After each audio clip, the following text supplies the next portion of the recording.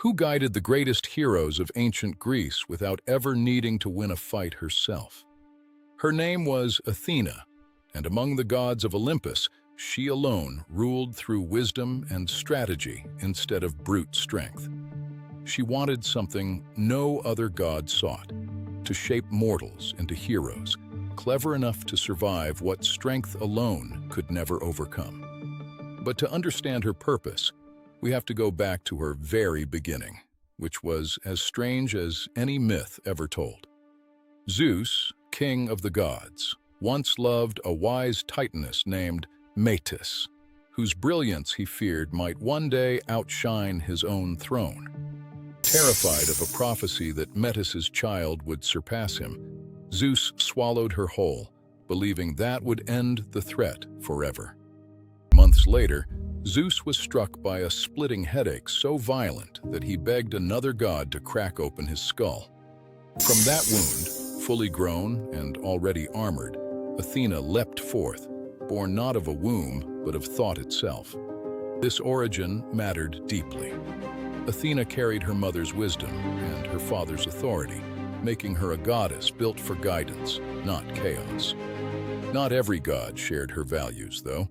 Ares, the god of war, thrived on bloodshed and glory for its own sake. Athena represented the opposite kind of war, the kind won with strategy, patience, and clear thinking under pressure. That difference would soon put her in conflict with another powerful god, Poseidon, ruler of the seas, who wanted glory of his own. Both gods wanted to become the patron of a rising city on a rocky hill, a city that would one day be called Athens. To settle it, the people of the city agreed to a contest. Whoever offered the most valuable gift would win their loyalty forever. Poseidon struck the ground with his trident, and a spring of water burst forth. But the water was salty, useless for drinking or crops. Athena, calm as always, simply planted an olive tree, a gift of food, oil, and wood that could sustain the city for generations. The people chose Athena without hesitation. From that day on, the city bore her name, and she became its eternal guardian. This victory revealed exactly who Athena was, a goddess who won not through force, but by giving people what they truly needed. And that same quality was exactly what she looked for in the mortals she chose to help. Starting with a young man named Perseus. Perseus had been ordered to kill Medusa, a monster whose gaze turned any man to stone. It seemed like a task no one could survive. Athena appeared to him and offered something better than raw courage, a plan. She gave him a polished bronze shield to use as a mirror. By looking only at Medusa's reflection instead of her eyes, Perseus could approach safely without ever turning to stone. With one precise strike, guided entirely by strategy rather than strength, Perseus succeeded where countless others had failed. Athena later placed Medusa's severed head upon her own shield, turning a monster's curse into a permanent symbol of protection. This was the pattern of every hero Athena favored. She never fought their battles for them. She simply made sure they could win them. Years later, a much greater conflict would test that pattern: the long, brutal Trojan War, where clever minds mattered as much as strong arms. Among the Greek soldiers fighting there was Odysseus, king of Ithaca, a man famous not for his muscles, but for his sharp, cunning mind. Athena admired him instantly. Of all the mortals in that war, Odysseus thought exactly the way she did, always looking for the smarter path. It was Odysseus who proposed the plan that finally ended the 10-year siege: a massive wooden horse hiding soldiers inside its belly.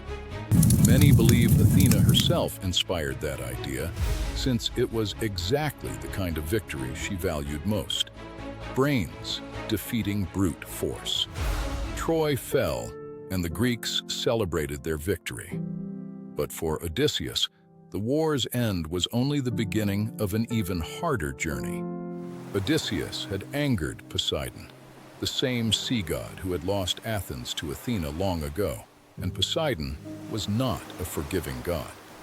Cursed with endless storms, monsters, and shipwrecks, Odysseus was trapped at sea for 10 agonizing years, unable to reach his home. Meanwhile, back home, his own son Telemachus had grown up without him, watching his father's kingdom slowly fall into chaos.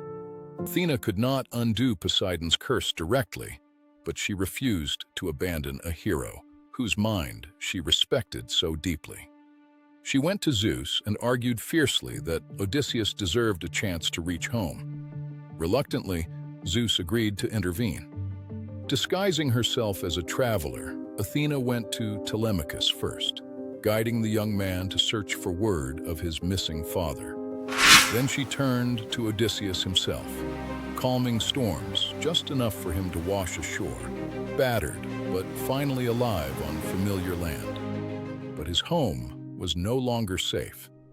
Dozens of suitors had taken over his palace, assuming he was dead and fighting to marry his wife. Athena disguised Odysseus as an old beggar, letting him slip unnoticed into his own home to study his enemies before striking. When the moment finally came, Odysseus revealed himself, seized a bow no other man could draw, and struck down every suitor in the hall.